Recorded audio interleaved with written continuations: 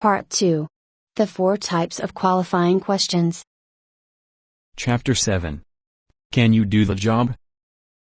As mentioned in Chapter 2, the very first question an employer is going to ask any candidate is, can you do the job? In my experience, and this may be surprising, your ability to do the job is only about 20% of the hiring decision. Now, it is the first 20% threshold that a candidate has to cross before he or she can be considered, but it only accounts for about 20%.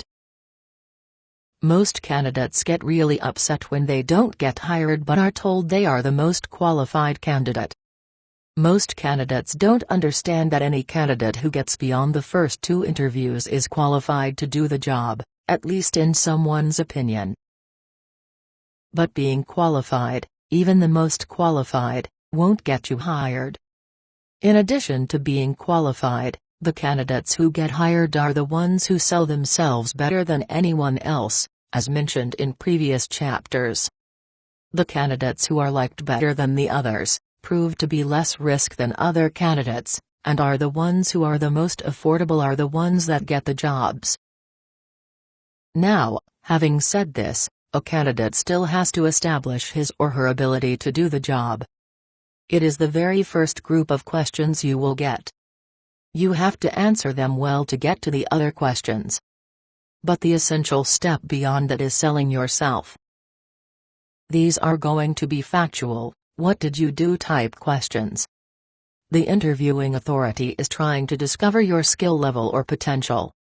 There are going to be only 4 or 5 factual aspects of your work history that will either get you to the second interviewing stage or eliminate you. Remember, just 4 or 5 facts, and it either supports or detracts from what you say you can do. Some factual accomplishments might be: graduated at the top of my class. Got promoted 3 times in 3 years. Was 130% of sales quota 2 years in a row. Survived 3 layoffs. Was recognized as _ by my company, superiors, peers, etc.